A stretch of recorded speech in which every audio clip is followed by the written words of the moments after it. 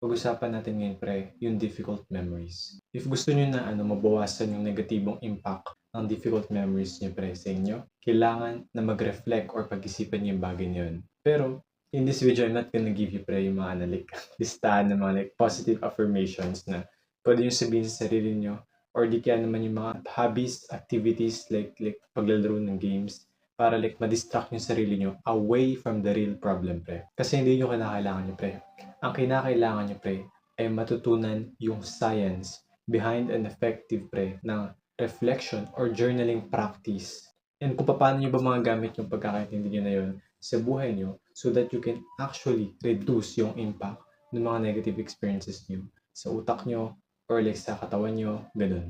Pagkatapos niyo panoorin itong video na to pre, sinisigurado ko na meron na kayong pagkakaintindi kung bakit ba mahalaga yung paggawa ng habit na to as well as kung paano ito magagawa ng mas maigi. So kung bago ka lang dito pre sa channel na to pre, ako si Charles PH. Isa akong estudyante pre and 5 years na ako nandito sa self-improvement. Gumagawa ako ng videos simula pa noong 2022 and patungkol yun sa mga mindsets, mga karanasan, and yung mga strategies, mga aksyon na ginagawa ko pre para mas mabuhay pa tayo ng makabuluhan pre. And yung mga videos na yun pre, my goal pre is to help you become the leader na gumagawa rin ng mga ganitong videos so that you can change the life of our fellow Pinoy. So to give you a brief context pre, itong video na to is kadugtong lang ng recent video na ginawa ko which is ito. So yung video na yun pre, it's about gratitude and self-awareness. Yung self-awareness doon pre, it's about yung pag-alam natin sa sarili natin pre is makatutulong para makagawa tayo ng mga changes sa mga bagay na gusto nating ayusin sa sarili natin. And if you want to dive deeper pre, pwede nyo panoorin yung video na yun after watching this video. In this part pre, mag-share lang ako ng experience ko kung paano ko ba sinimulan tong habit na to. And if you want to listen to this part, you can. But if you don't want, you can just skip to this timestamp. Pero kung papakinggan nyo yung experience ko na to pre, then magkakaroon kayo ng idea kung saan nanggagaling yung mga examples na ginagamit ko habang tinuturo ko sa inyo yung habit na journaling. So, I've just recently tried yung yung habit na to nung Sabado. So, natapos ako kahapon lang din. And masabi ko nung trinay ko yung habit na to, like when I was in my room, parang sinusulat ko yung naalala kong difficult experience ko dati, which is yung andito ako sa kabilang kwarto namin and nag-workout ako like sa isipan ko nun gusto ko talaga like mapalaki yung muscle ko. So, nag-search ako ng kung ano-anong video like the best workouts to improve yung pangatawan. After a few moments, nanghina na lang yung mga like dalawang galamay ko, yung dalawang kamay ko pre, and hindi ko alam bakit ganun. So in my mind, I thought it was just a normal part of the workout, ganun. But fast forward a few years pre, I didn't know that it will become parang ang daming mag-judge sa'yo. Like sabihin nila, oy, ang liit na pa ang katawan mo, ganito ka na, ba't ganyan ka? Pre, ang hina mo naman, di ka man lang makapag-lift ng weights. Ayun yung parang nasa isipan ko noon, nung mga nakaraang taon, simula nung 2021 to 2024, ganun. Ayun yung bagay na pinag-journalan ko pre. And after journaling about it, then I can say na hindi na siya ganun kasakit isipin pre because mas klaro na sa akin pre yung experience ko na yun. And na-realize ko pre kung ano ba yung mga bagay na pinagpapasalamat ko from that experience. So you're gonna learn also this habit pre para matutunan nyo kung paano nyo mas mapoproseso sa utak nyo yung difficult experience or trauma nyo sa buhay. However, meron pa rin akong disclaimer sa part na to pre, which is hindi to replacement sa actual na therapy. Kasi kung kinakailangan nyo talaga ng therapy, then go ahead pre, like, go get that therapy. And I don't know if kinakailangan yon unless you just ask yourself if kinakailangan yon. Now at this point pre, bago ko ibigay sa inyo yung mga pwede nyo gawin to start this habit, I'm gonna define the word trauma first to give you a context para mas mag-make sense yung matututunan nyo sa video na to. Because trauma pre, it is something na connected sa mga difficult experiences natin. You may have it or you may not have it, but knowing what trauma is can help you identify if ever na meron kang ganito. One analogy na pwede kong ibigay sa inyo para mag-gets niyo yung point pre ay imagine nyo na sa Mobile Legends, pinapatay nyo yung turtle. So yung turtle na yun, kailangan yung patayin yun kasi nga para makabawi kayo dun sa kalaban nyo. Habang pinapatay mo yung turtle, bigla na lang merong lumitaw na kalaban pre. And dinako niya yung turtle pre sa pamamagitan ng retribution. And dahil dun pre, like sobrang nainis yung mga ka-teammates mo kasi nga like makakabawi na kayo sana nun kung napatayin mo lang yung turtle. So, na-stress ka ng sobra and like napaka-intense nung naramdaman mo nung oras na yun. From that point on, pre, kahit nawala ng mga kalaban, like na-wipe out na sila, like napapansin mo pa rin na yung puso mo is tumitibok ng mabilis, pre. Yung kamay mo is like naninigas or like anything na nararamdaman mo sa katawan mo, pre, is like nararamdaman mo pa rin kahit nawala na nga yung kalaban na possible na magnakaw ng turtle na yun sa iyo. Sa totoong buhay, pre, ganun yung trauma. Basically, meron kang napaka-stressful or like nakakatakot na experience na kung saan natuto yung katawan mo, pre, na mag-react ng iba doon sa experience na naranasan mo. So basically, kahit na normal na yung mga pangyayari, kahit na alam mo na ligtas ka na, pre, napapansin mo pa rin yung katawan mo na like nanginginig or di kaya naman yung kamay mo is naninigas. So sa pamamagitan ng journaling practice na to, pre, magagawa nyo na ma-identify yung possible na naranasan yung trauma sa buhay and paano kayo makakapag-work through it para mabawasan nyo yung negative impact niya sa inyo. So now you fully understand kung ano yung trauma, pre. Let's now move on. Ano ba yung mga pwede natin gawin, pre, to actually start yung habit na to? So here are the guidelines for the writing activity. Before you start this activity, pre, make sure na meron kayong paper, ballpen, or like a device na pwede nyong magamit. Kung sakaling ayaw nyo magsulat, like gusto nyo mag-type na lang. Kasi akong ginawa ko, like nag-type na lang ako dito, pre. So, once na prepare nyo na yun, pre, you're gonna keep this in mind, which is, ayan, briefly orient yourself about 3 things before you start writing to recall yan, what really happened. So, isipin nyo, pre, yung mga like, katotohanan na nangyari doon sa difficult or trauma experience nyo dati. Ako, yung mga facts about that event ay nandun ako sa kwarto namin sa kabila and like ganadong-ganado ako mag-workout nun and wala akong pakialam sa proper form. So habang nagtatry ako na like gawin yung mga kakaibang workouts na nakita ko sa internet, yung ganito, ganyan. I noticed how nanghina ng sobra yung dalawang kamay ko and I thought it was just part of the workout. Pwede nyo pa naman na-expand yung mga explanation nyo dun sa journaling nyo or sa pagtatype nyo.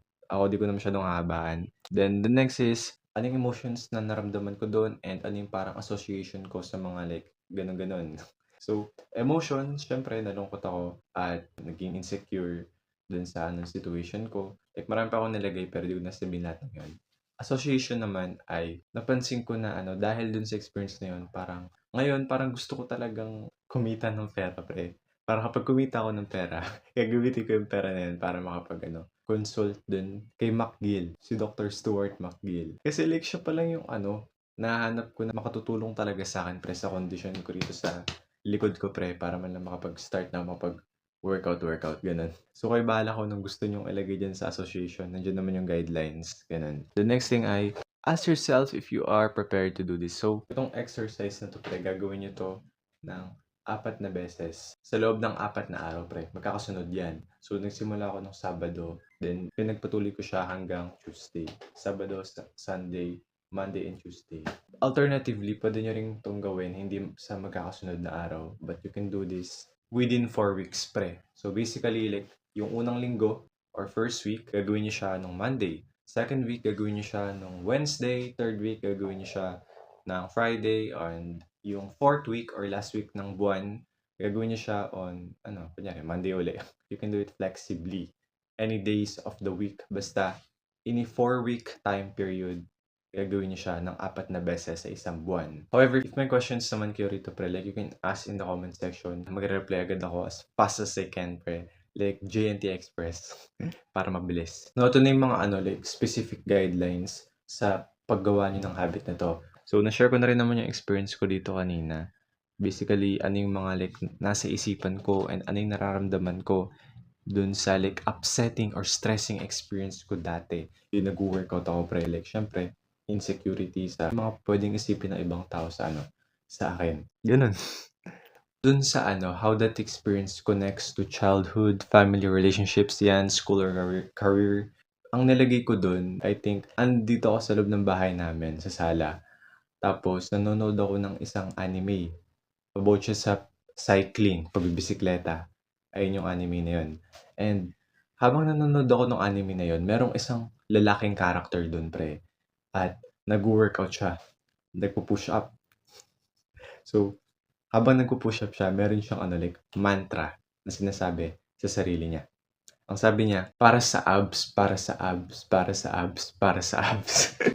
O, di bang corny? So, paulit-ulit niya lang yung sinasabi sa sarili niya habang ano siya, nagaganyan-ganyan sa ano, sa sahig.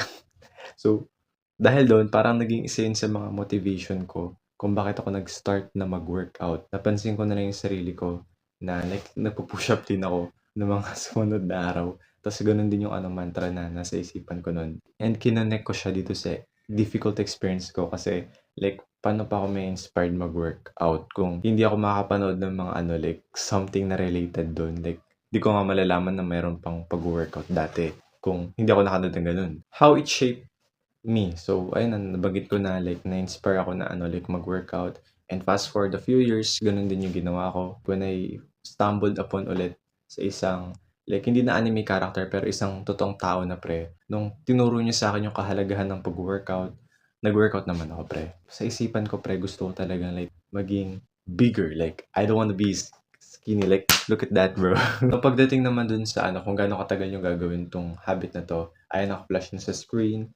And ito pa yung iba pang mga guidelines sa paggawa niyo ng habit. Dun sa ano, keep writing continuously. Like ako, nung nagsulat ako nung like Sabado yata yun. Tumitigil-tigil pa rin ako syempre. Syempre kapag kailangan kong uminom ng tubig, ganun.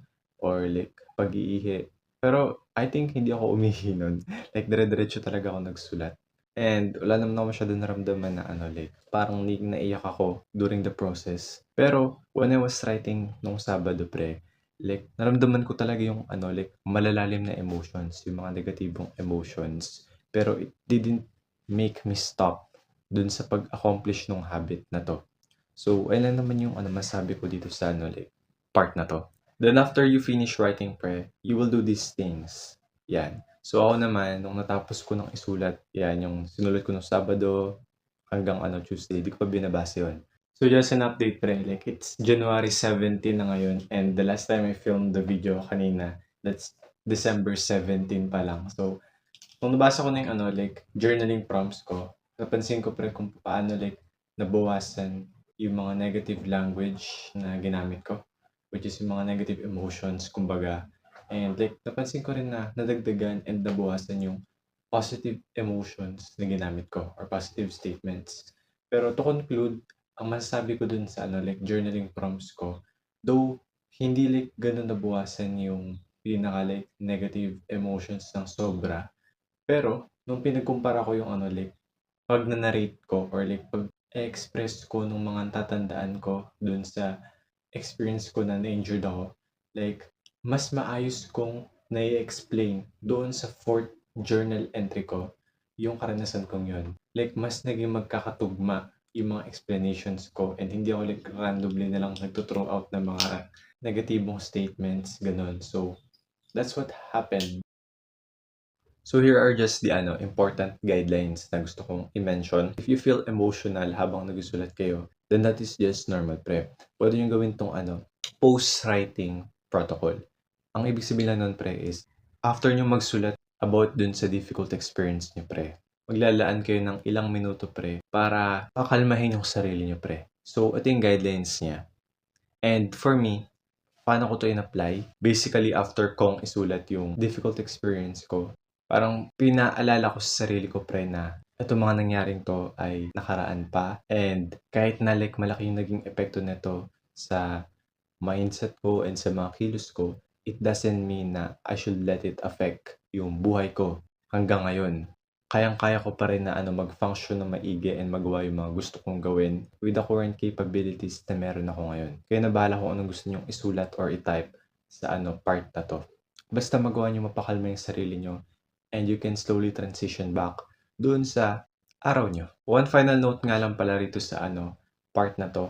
If you want to achieve yung ano, strongest, yung mas malakas pre na effects na tong habit na to pre, then you should write about the same topic 4 times in 4 consecutive days or 4 consecutive weeks pre.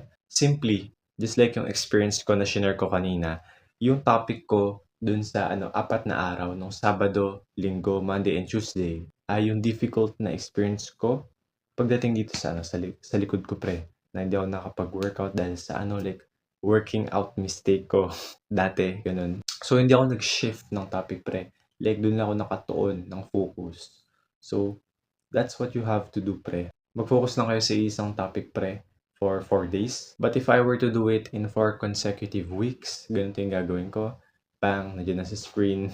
So why should you care about this habit, pre? I learned from Andrew Huberman, pre, na one of the long-term effects ng habit na to ay it can help reduce yung stress reactivity nyo.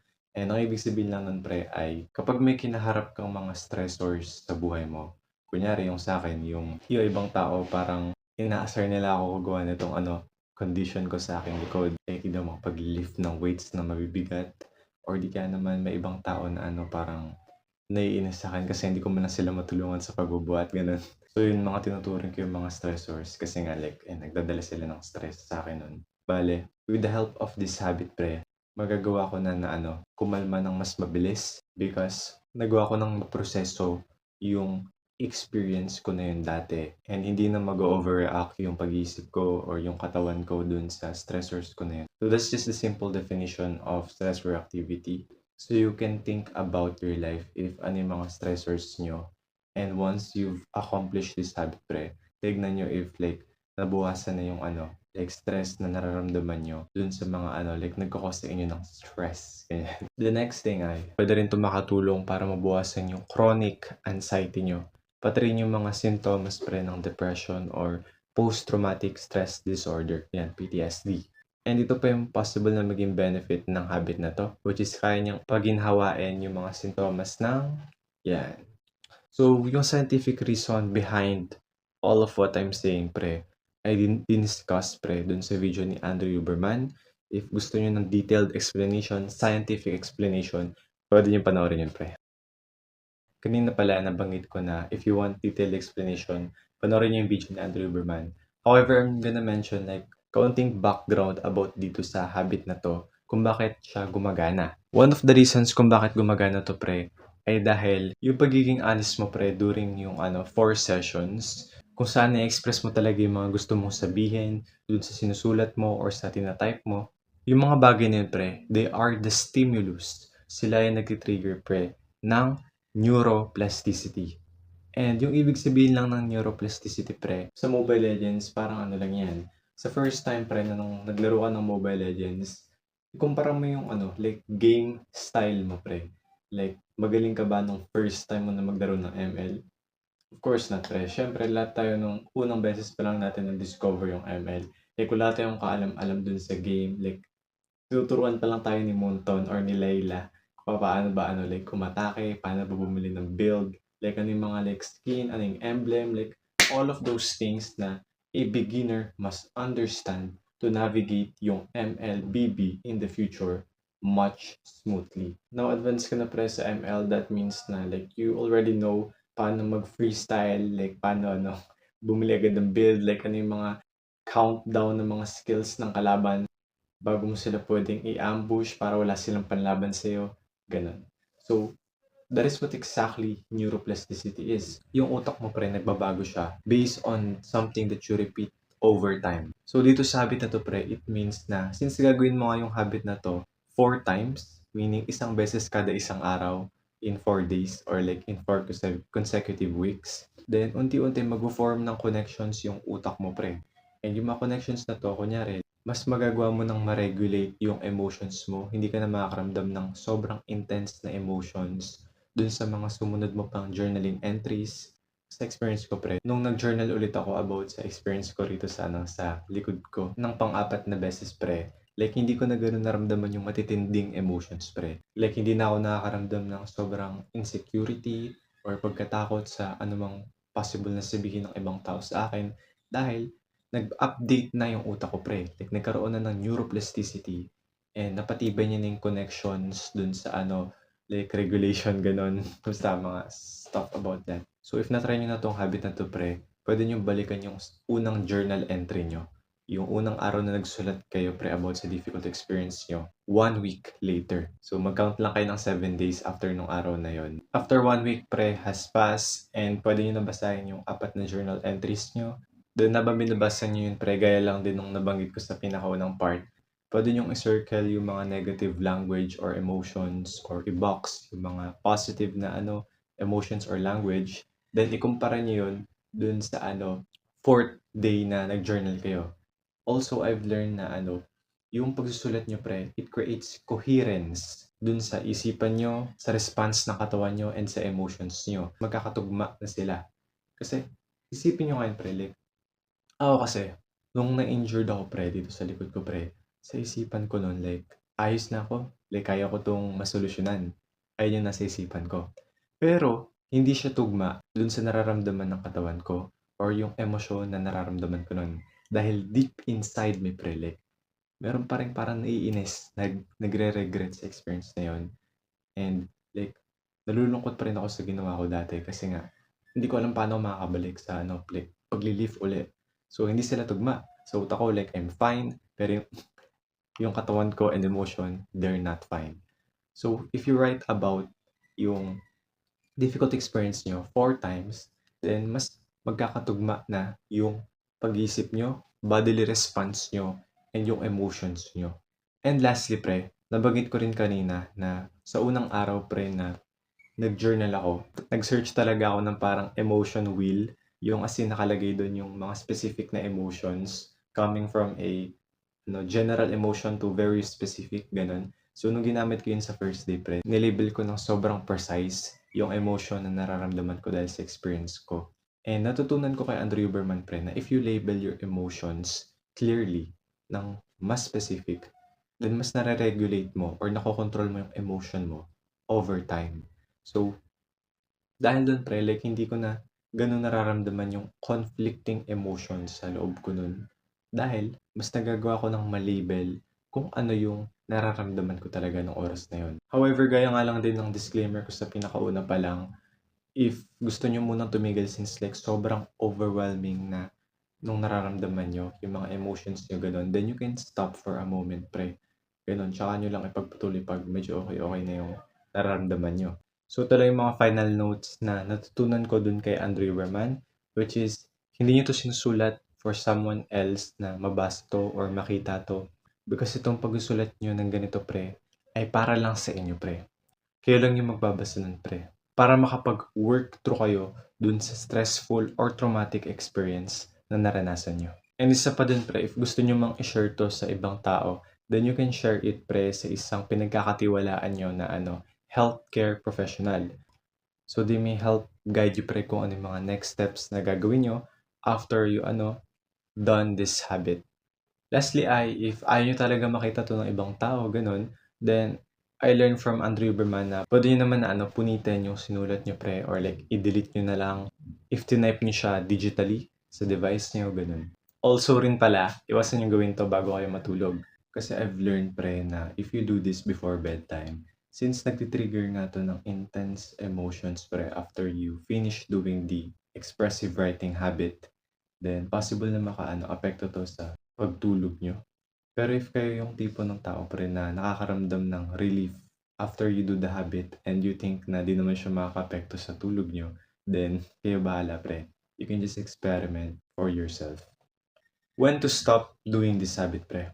If napansin nyo pre na na-overwhelm na kayo or pinapalala nito pre yung dysfunction na nararamdaman nyo, like di na kayo makapag-function na maigi sa pang-araw-araw, then you can stop doing the expressive writing protocol and go and seek yung professional help because that is most important pre, and they will help guide you pre towards your recovery.